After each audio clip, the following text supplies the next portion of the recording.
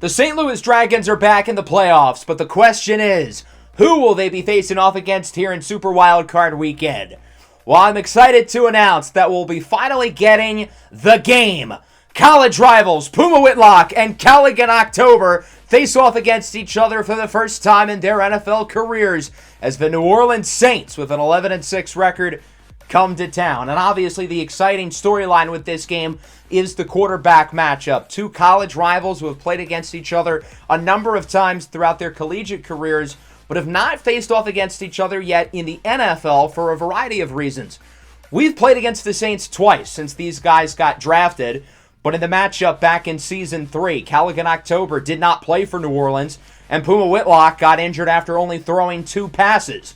So these two teams both had to play backup quarterbacks in a game that the Dragons ended up winning in overtime. Then we played against the Saints last year back in Week 18 with an opportunity to clinch the number 1 seed, and of course that was when Puma Whitlock was injured. We did get to see Callaghan October in that game. He played quite well. That matchup also went to overtime and of course ended off in a tie as both teams kind of helped each other. The Dragons still got to clinch the number 1 seed, and the Saints got to help their draft positioning. Well, there's no helping today. A playoff win on the line between the Saints and the Dragons, and it was a hard road for us to get here. Unlike last year when we clinched the number 1 seed, it was not sunshine and rainbows. We needed to get to Week 18 with a win and in, lose and out situation, and we ended up beating the Green Bay Packers on the road in a very high-scoring matchup.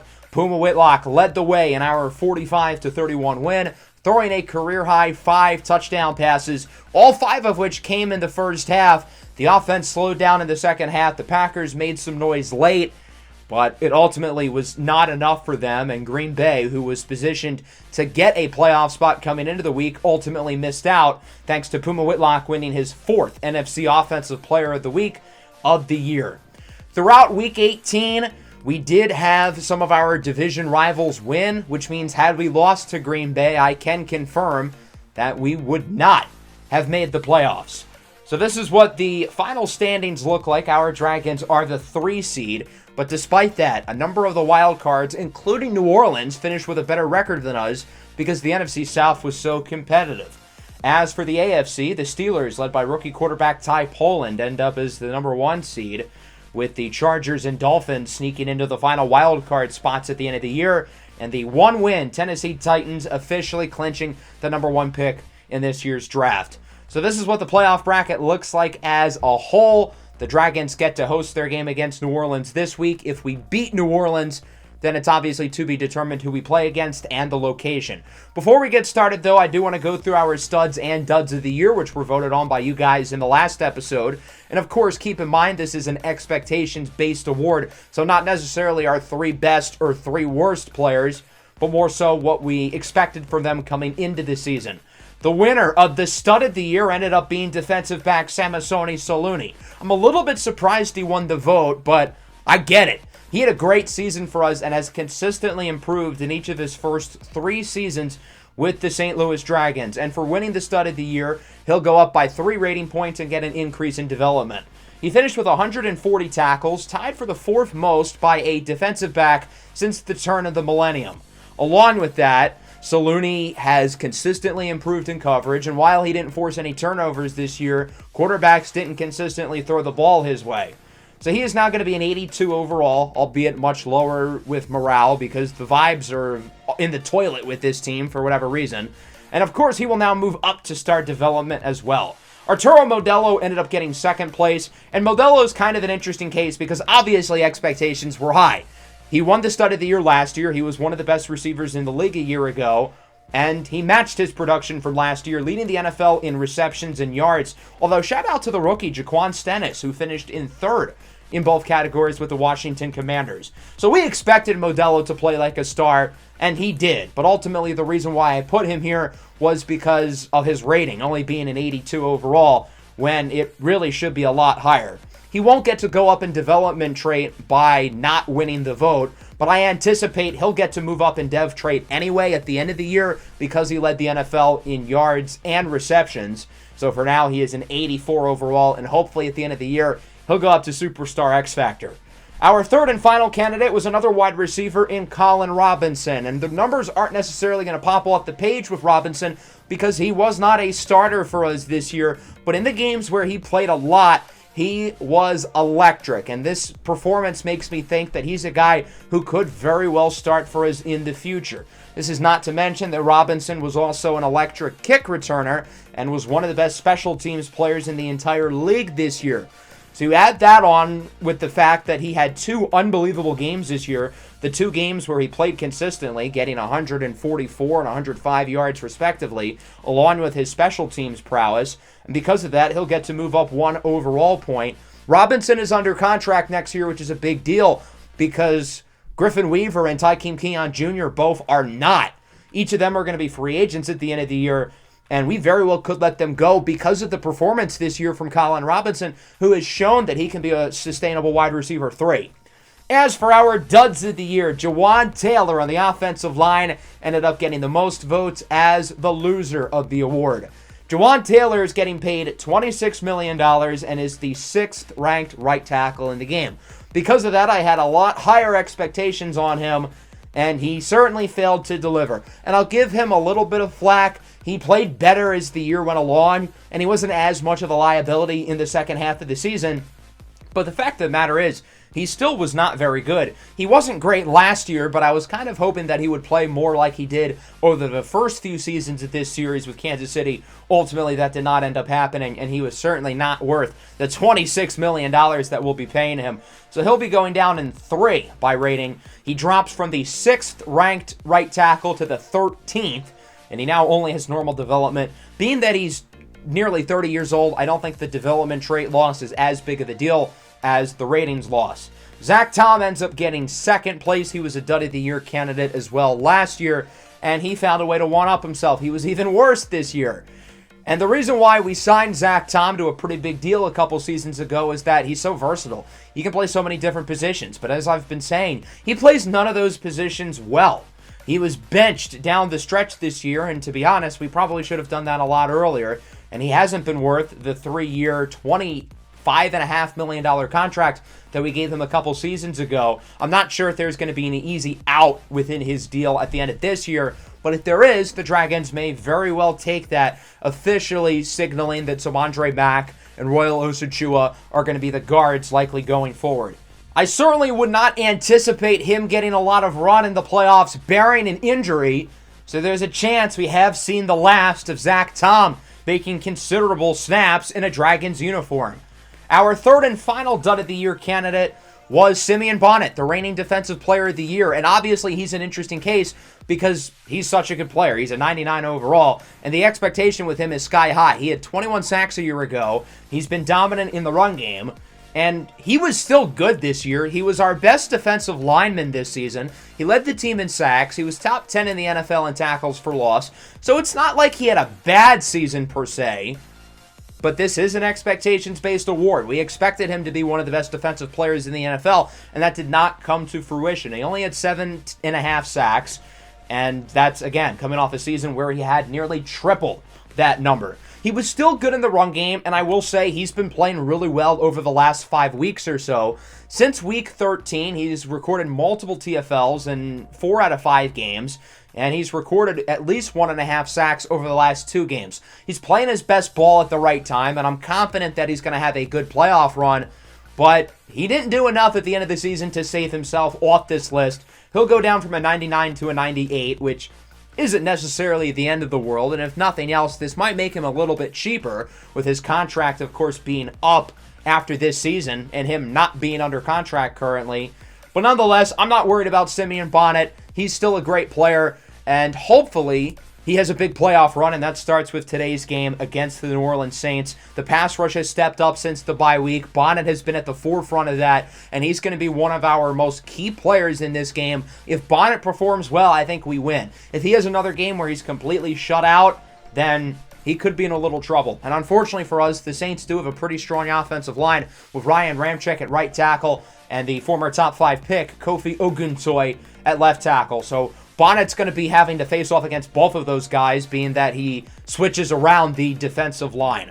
So let's now focus on this matchup here against the New Orleans Saints. And despite the fact that we're the home team and we're the higher seed, I think you can make the argument that we might be the underdog in this game. The Saints have been the better team this year. Their defense allows less points. Their offense has been a little bit more consistent, and they finished with a better record than us at 11-6. The only reason why they're such a low seed is because their division was so competitive. The Saints are an interesting case because throughout this franchise series, they've been really bad. There's a reason why they got the number 1 pick to select Callaghan October in the first place after season 2. But even with October, they really haven't been all that good over the last few years. But finally, they got over the hump. October had his third-year breakout season. And the Saints are battle-tested, having played against Atlanta and Carolina twice a season each. And the Saints look like they're going to be joining these teams consistently at the top of the division. And then there's the Bucs, who still regret passing on Puma Whitlock. So let's start with Callaghan October, the Michigan man, who, of course, will be facing off against his former Ohio State rival. And for the first time within these two guys' NFL careers, they're both healthy, playing against each other, and I guess they decided to save it for the playoffs. October's coming off his best season. He only threw 4 interceptions, super accurate, and overall was really solid. He's got a good group of weapons with Tyler Algier and rookie Rashad Price Jr. out of the backfield. In free agency, they signed Tyreek Hill. They've still got Chris Olave, and they've drafted well at receiver with youngsters like Raphael Pryor-Swan. Cole Kmet sits at tight end, but the problem is their defense on paper is, well, it's lackluster. Their highest-rated defensive player is Isaiah Foskey. They've got a lot of really good young players on the defensive side of the ball, but they lack high-end talent. Now, I will say, this roster is super deep. They have pretty much no weak links on either side of the ball. Their offensive line is really solid. They've used high picks on guys like Kofi Oguntoye and Wolfgang Simoneau. They have former Dragon Canyon Green at guard. Defensively, their weakest link is 77 overall James Houston, another former Dragon. So even though they lack high-end talent on the defensive side of the ball, they've got like 20 guys on defense who are starting caliber players. Our defense, on the other hand, has certainly been a little bit more inconsistent, despite the fact that we have more high-end talent with guys like Simeon Bonnet, Devin White, who of course is injured today, Jeff Okudah, Cam Lucifer, etc. And I have the feeling this game could end up being a shootout with how good both of these offenses are. So our defense is going to need to focus, especially in the passing game, with how good Callaghan October is. We also have the veteran looking to potentially retire at the end of the year. I got to assume it's going to be one of the offensive linemen, Lane Johnson or Ryan Jensen. It could be the recently signed Jadeveon Clowney, who is hurt today. And sure enough, it is Lane Johnson. Not really a surprise here. He's 37 years old. He's been in the league over 15 years. And now we're going to look to get him a second Super Bowl ring, of course, having won one 10 years ago with the Eagles in Super Bowl 52. And now we want to get him one here in Super Bowl 62. So without further ado, let's stop the anticipation, let's stop the wait, and let's hop into this game. Wild card action here in the NFL playoffs as the 10-6-1 NFC West champion St. Louis Dragons face off against the 11-6 New Orleans Saints. College rivals Puma Whitlock and Callaghan October finally face off against each other in the NFL after injuries have prevented them from facing off against each other over the last 2 seasons, but they wanted to save it for a big game like this. The Dragons have been very inconsistent throughout the year. The vibes have been questionable. The injury issues have been existent throughout the entire season, but you know what? The regular season's in the past. We've got 4 games to win here, and it starts with this matchup against New Orleans. And unlike last year, our quarterback is healthy for the playoffs. Even though we were the number 1 seed a year ago and nearly made the Super Bowl, it always felt like our chances of getting there was slim because we didn't have Puma Whitlock under center. But now here he is today. Puma played in 2 playoff games back in Season 3. Wasn't all that good in either of them, but he's got a lot of playoff experience dating back to his college career at the Ohio State University. As this game is underway, Dragons start with the ball. Colin Robinson on the kick return brings it to the 28-yard line. And we get our first look at the St. Louis Dragons offense led by Puma Whitlock, the 4th-year quarterback out of Ohio State, who threw for a career-high 5 touchdown passes a week ago and a career-high 38 touchdown passes on the season, while just missing out on his career high in yards at just under 4,900, which was 3rd in the NFL. Going to start the game with a run. Here's Darwin Juskins to the left side. He's got room! And Juskins opens things up with a big gain of 21. Of course, the rookie running back, Milan Santa, is out for the playoffs. The Dragons have a few guys that they're going to lean on in the backfield, but Juskins in particular should have the big role today. 2nd and 3, play action for Mixon. Puma on the run, has an open man, it's Jamison Williams. We're only a minute into the game, and the Dragons' offense is already in rhythm. They've got it at the 24-yard line. 3rd and 9 now for St. Louis, looking to bring it in the red zone as Puma is sacked, and Puma is hurt! Oh no! That's not good! Puma Whitlock going to the locker room. Man, we're never going to have Puma Whitlock play against Callaghan October. James Houston, the former Dragon, is unblocked by Lane Johnson as he seeps through the guard and the tackle, and he is dancing on Puma's grave. Puma got up, though, despite the injury. So now, with him being down, Chance Matamolo will be back at quarterback. The last time Matamolo started a game was the NFC Championship. Matamolo's played in the NFL playoffs before. He played in 2 games last year. He won one of them, and overall looked pretty good in each of those matchups, but he hasn't played since then, and he's got to be rusty. Cameron Dicker, the kicker, from 46 yards out. That kick is good, and the Dragons lead 3-0, and we will get the unfortunate news with Puma Whitlock. Dislocated ankle, done for the game, and I would think that's a multi-week injury. So there's a chance Puma Whitlock doesn't come back for the playoffs, and after missing the postseason a year ago, he may only throw 3 passes in this year's NFL playoffs. Callaghan October hasn't even touched the ball yet, but we again are not going to have Puma Whitlock play against October. So October is going to start with a screen for Tyreek Hill. He gets 3, and now there's another injury, Raheem Daniels. I thought that was going to be Callaghan October. If he had gotten injured, then I don't know what I would have said. 3rd and 8 now for New Orleans. Defense looking for the stop here, as it's a play action for the rookie Price. October looking for Hill, and he misfires. Tyreek Hill was wide open. He completely won the rep over Lucifer, as Chance Matamolo leads the offense out onto the field instead of Puma Whitlock. Since his rookie year, Matamolo has gotten considerable playing time in 8 NFL games, 3 of which now will be against the Saints. So at least he has experience against these guys, as Isaiah Foskey's telling Joe Mixon he's too small. Loss of a few there. 3rd and 7. Matamolo misfires for Arturo Modelo, as that one is broken up by Eddie Jackson in the secondary. New Orleans gets it back as October. Play action fake. No time to throw it. He's sacked by the rookie. Penultimo Barahona is in with the sack. The 3rd rounder out of UCLA, who showed some good things this year in limited playing time, and I think the Dragons are going to look to have him on the field more next year. 3rd and 10. Here is October as a wide open man. It's Raphael Pryor-Swan who gets it to the 37. He was completely uncovered there, and the big-bodied wideout from the University of Tennessee makes the play. Even though the Saints are losing, it feels like they've got the momentum with the Puma Whitlock injury, and their offense is looking to capitalize, although they haven't obviously done anything really yet. 2nd and 8. October sacked on the play. Simeon Bonnet brings him down. Ryan Ramczyk didn't even touch him. Bonnet dove to the ground, completely fools Ramczyk, gets up and sacks the quarterback. That's one way to make a play. 3rd and 15. October lobs it up for Hill, and it's broken up by Jeff Okudah, who's able to stay stride for stride with the speedy Tyreek Hill as the Dragons offense gets it back. 3rd and 7. Matamolo scrambles to the right side, and he will throw it away, looking for Arturo Modelo. The Dragons have not been able to get anything so far with Matamolo, as New Orleans has it back from the 18.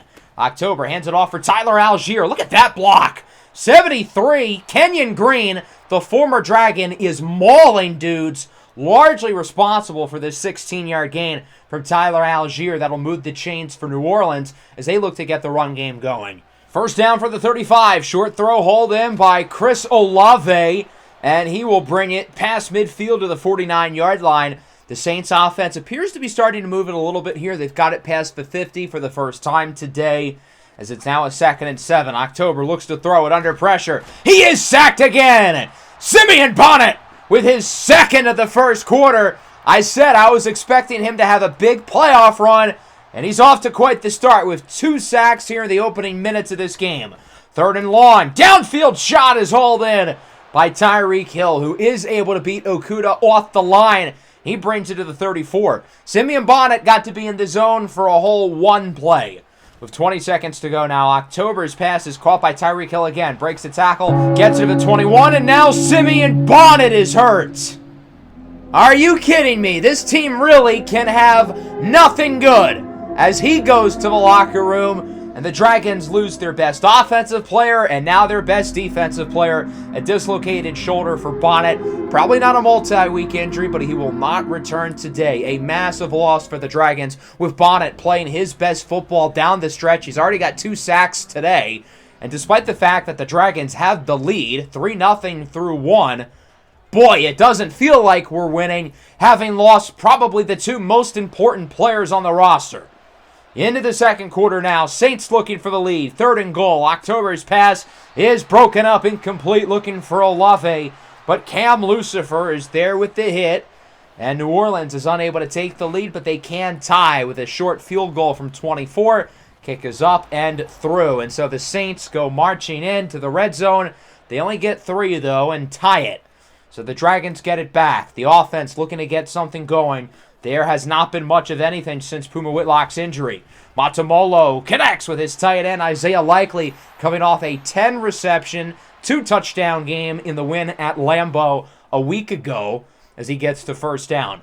Dragons go 2 tight end set here on 3rd down. Gift Aaron Jr. in motion as it's a handoff for Tornado Davis. He's going to fight for yards up the middle, gaining 8.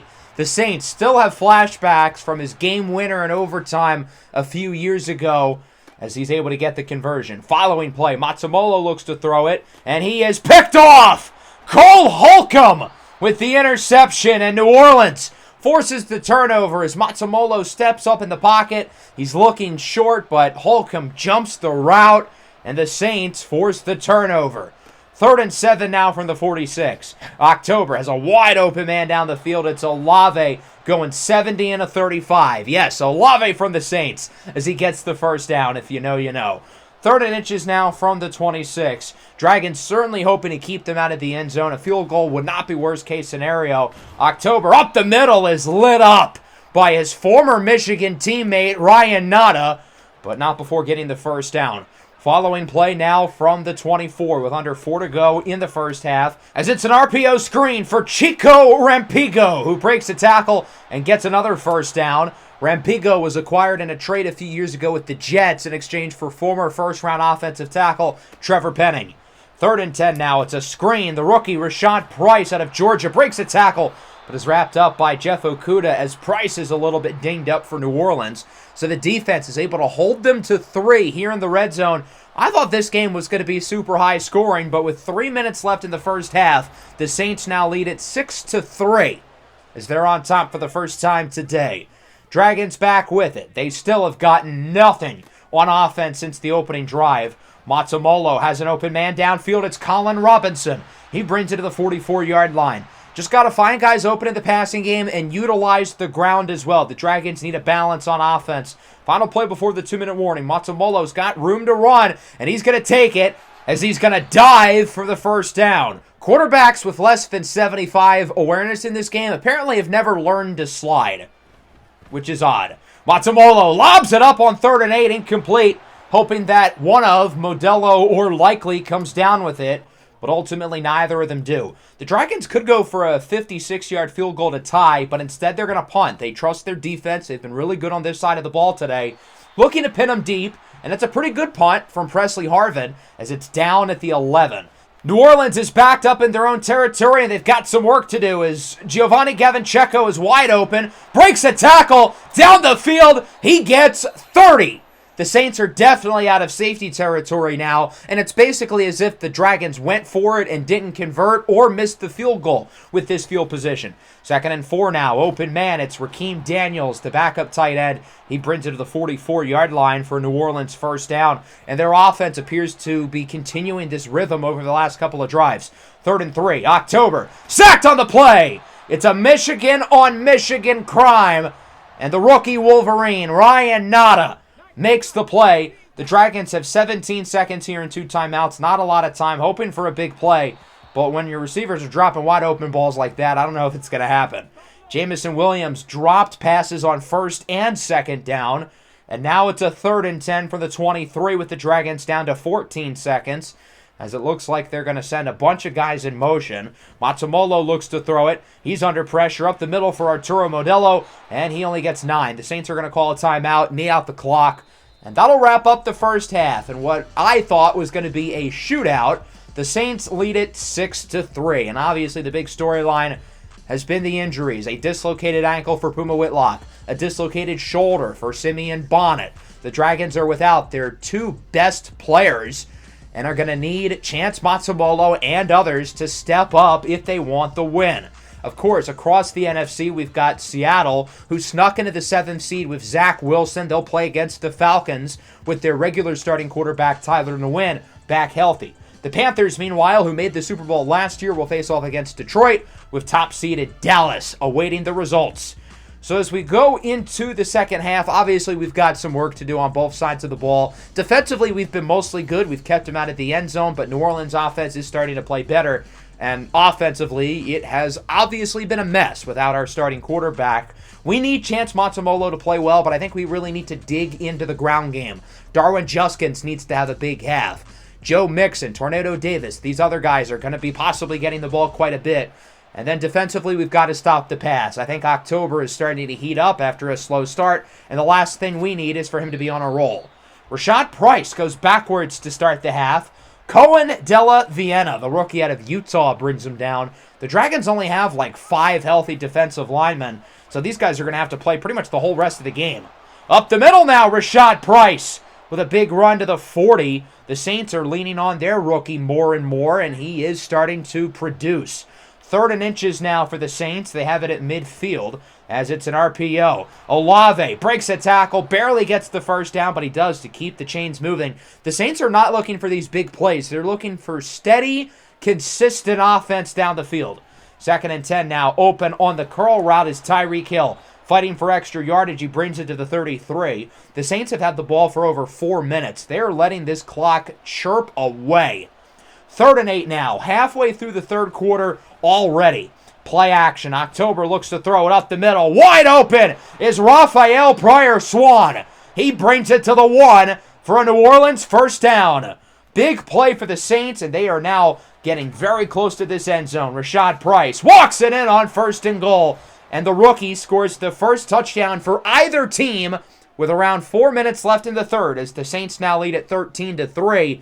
And the Dragons got to start a rally on offense. They haven't gotten a whole lot out of Chance Matsumolo yet. Will that change on this drive? 3rd and 4. It's incomplete for Weaver. You know, it looked like he dragged the feet in bounds, but the referees say no. And as we take a look at the replay, I think he got them both in. I'm kind of questioning if that back foot hit the ground or not. It's kind of hard to tell there, but I think it's worth the challenge. And Scotty Pickens is going to do something he rarely does, and that's throw out the challenge flag. The Dragons' thought process here is, let's just throw something at the wall, hope we get lucky. Sure enough, they do. The challenge is successful, the play is overturned, and it's a first down for St. Louis. Finally, something positive goes the Dragons' way. We'll see if they can get anything out of it, as it's nearly intercepted on the first play after the challenge. Matsumolo thought he had a guy open downfield, but was hit as he threw it, and was lucky he did not turn it over. 3rd and 3 now for the 35. Empty backfield. Matsumolo with rushing room. Dumps it off short for Colin Robinson, who gets the first down to the 43-yard line for another conversion. The Dragons looking to keep things steady here on offense as Darwin Juskins. Whoop! Nice move. He's got the first down past the 50 to the 45-yard line. Juskins has been pretty solid so far today. Look for him to get the ball more. 3rd and 2 now. Matsumolo looks to throw it. Waiting for Weaver to get open. He does with a block from J-Mo. Weaver inside to the 5. A gain of 33 yards for the slot receiver, Griffin. Weaver the 3rd. And now St. Louis is very close to punching it in for a touchdown of their own. 2nd and goal. Matsumolo connects with Modelo for the score. It's Modelo time. Arturo Modelo with the first playoff touchdown of the year for the Dragons. Massive drive, which all started with the big challenge by head coach Scotty Pickens. You think we can get good things, though? Cameron Dicker misses his first kick in probably about 12 weeks. So the extra point is off the mark, and it's 13-9. Final play of the third quarter is a quick gain of 1. Nice tackle by Ryan Nada, who's been all over the field. This kid continues to impress the more and more he plays. And that'll wrap up the third quarter. The Dragons trail 13-9. A pretty slow-paced third quarter. Both teams got the ball. They each scored touchdowns, although the Saints outscored the Dragons by 1 with the missed kick. Both offenses are starting to look better. We'll see if either offense can hold control of this game in the fourth quarter. That starts things off with a big third down. 3rd and 9 from the 20. October, under pressure, goes short for Komet, and he's pushed out for a loss of 2. Demore Diggins brings him down. Big stop for the defense, and now the Dragons get it back on offense. They scored a touchdown on their last drive, now looking to possibly take the lead. 3rd and 3. Matamolo is sacked. It's Isaiah Foskey into the backfield, the former Defensive Rookie of the Year, forcing a loss of 8, and St. Louis has to punt it away.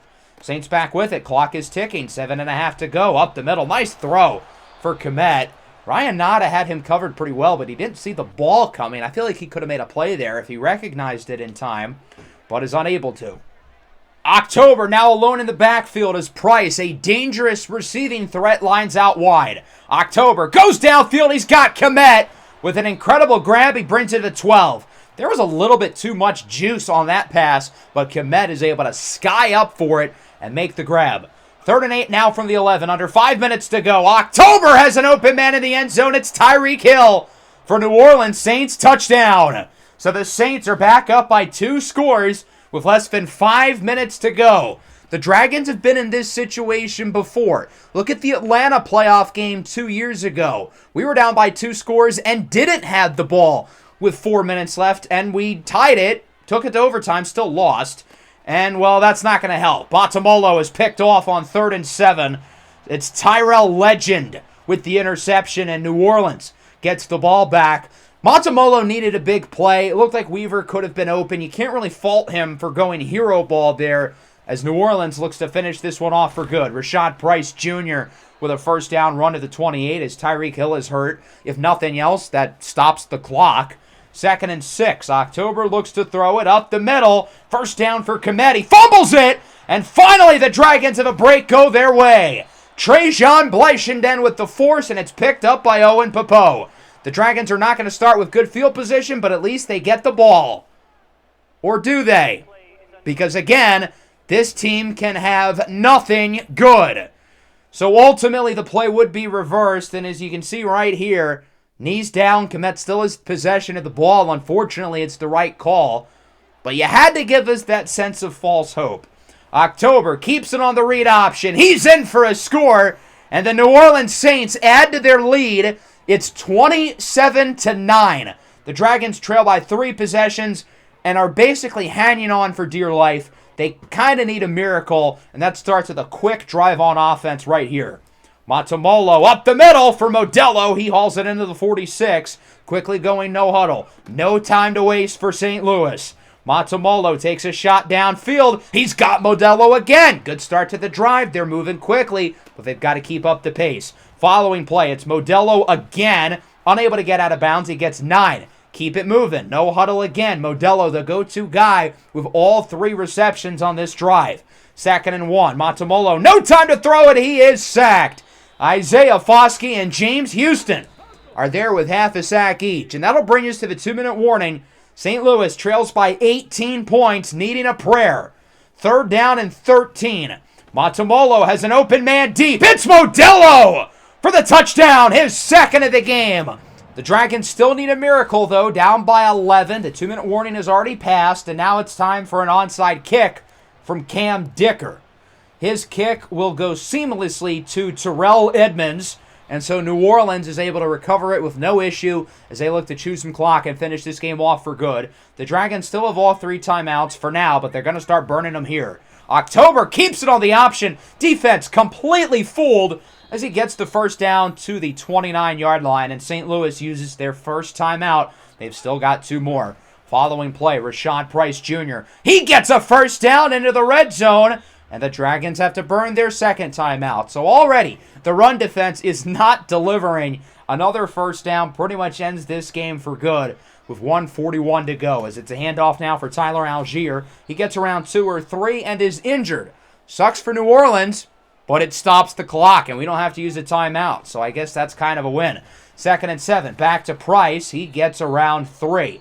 Dragons use their 3rd and final timeout as it's a 3rd and 4. A first down again. Ends this game for good. St. Louis's defense needs a stop with the season on the line, and October's going to throw it. And it's broken up for Komet. The hit by Fofana and Hooker. I don't know why they threw the ball. If they ran it and didn't get it, they could have burned 40 seconds. They'll go for the field goal, though. Kick is good. Overall, I guess that possession could have gone worse.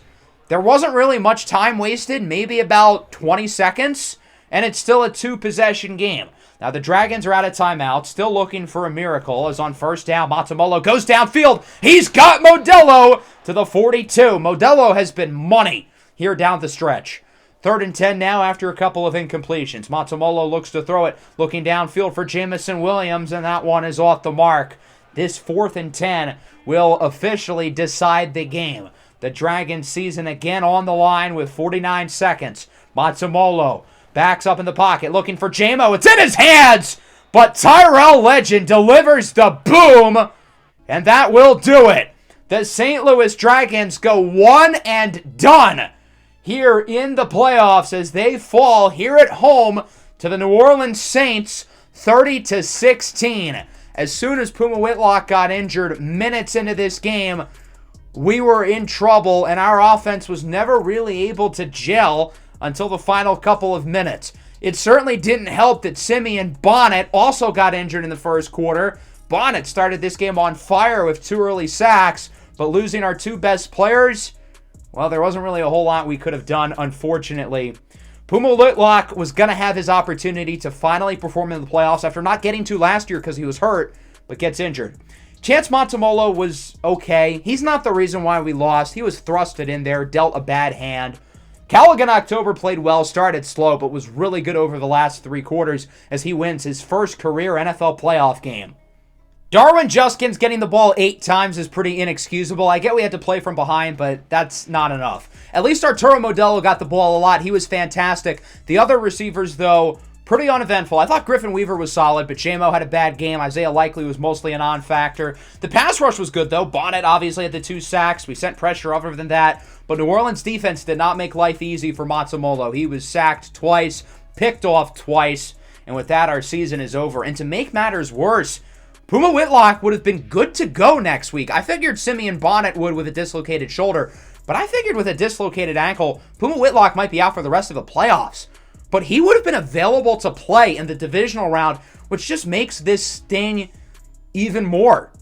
Along with that, we've got a press conference along with the future of Lane Johnson to go over.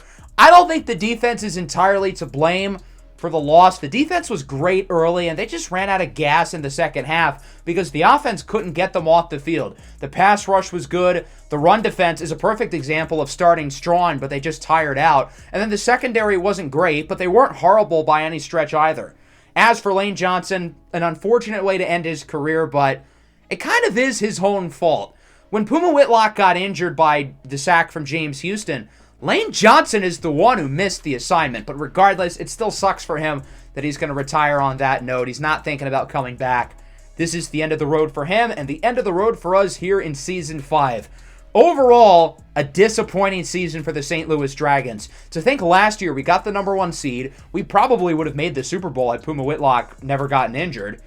And now this year, we only win 10 games, we barely squeak into the playoffs, and we lose in the first round. It just felt like the vibe of this team throughout the entire season was off. We're going to have some big roster decisions to make in the offseason. Simeon Bonnet likely will be back on an extension or a franchise tag, but what does that mean for guys like Jeff Okudah, Griffin Weaver, Owen Popo, Demore Diggins, Darwin Juskins, Devontae Wyatt, and many others? A very large chunk of our lineup is not under contract next year, and with where this team is, I'm not sure if this team is built to contend like we thought a year ago. So we're going to make some tough roster decisions and really look to shuffle the deck in what is going to be an extremely pivotal offseason for the future of the Dragons, which starts in the next episode. An unfortunate way to lose here in the playoffs. Our stay in January is short-lived, one and done, but we're hoping for a rebound in the offseason, and we're going to have to make some tough decisions. Let me know what you think down below in the comments. Make sure to leave a like and subscribe to the channel if you are new. Peace out.